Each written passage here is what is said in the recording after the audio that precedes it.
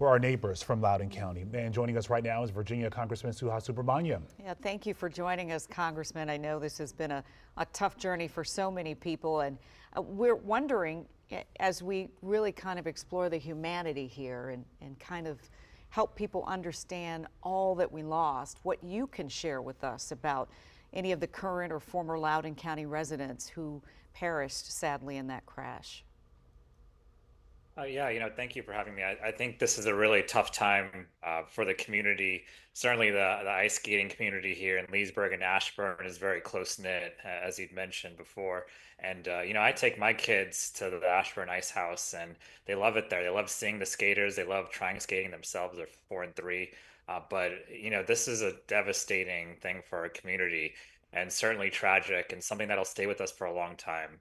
With that said, I think this is a community that also comes together in tragedy, and we'll certainly come together for these families affected.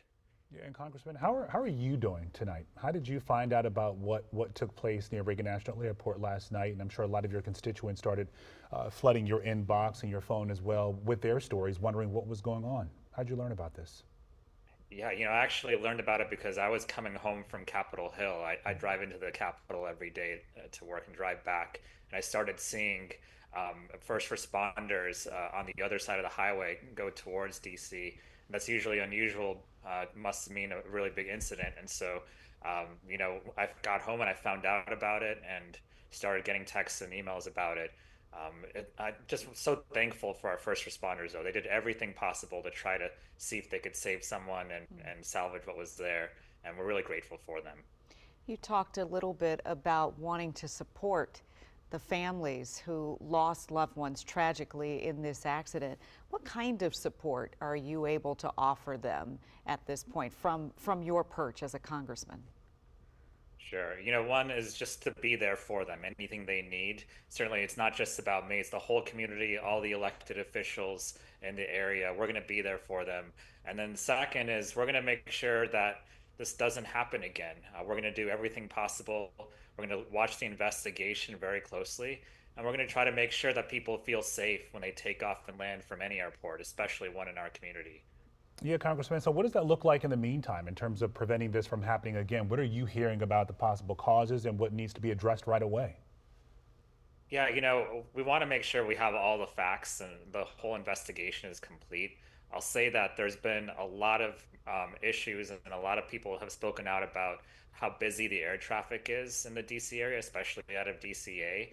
And so, we'll keep an eye on whether that was a factor. And certainly, I'm on the oversight committee. We'll try to see if there's anything we can do, whether it's legislation or just working with our agencies to try to mitigate this. But we want people to feel safe flying, certainly, because this could have been any one of us. And we're going to do everything we can in Congress to make that happen. You talked about the safety of our aviation system, and we know that it is quite safe, and we haven't seen anything like this, the magnitude of this in 23 plus years in this nation, and yet here we are, and there are probably some people who do have some concerns about air safety because of what we don't know yet. Absolutely. And again, planes take off and land every day. I want people to feel like they can still get on a plane right now and that they'll feel safe.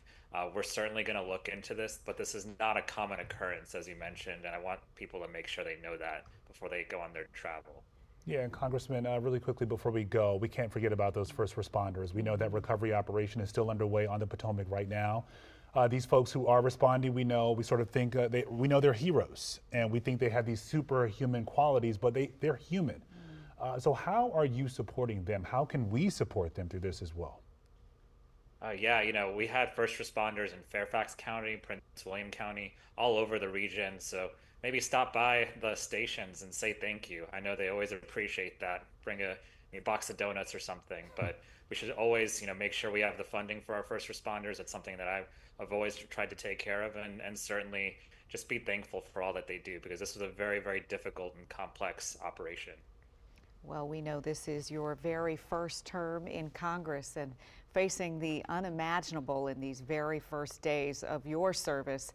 We want to thank you for talking with us today, and we'll we'll hold you to it and come back to you and talk more once we start to learn a bit more in this investigation and the role that our local congressional representatives can play in ensuring that this doesn't happen again.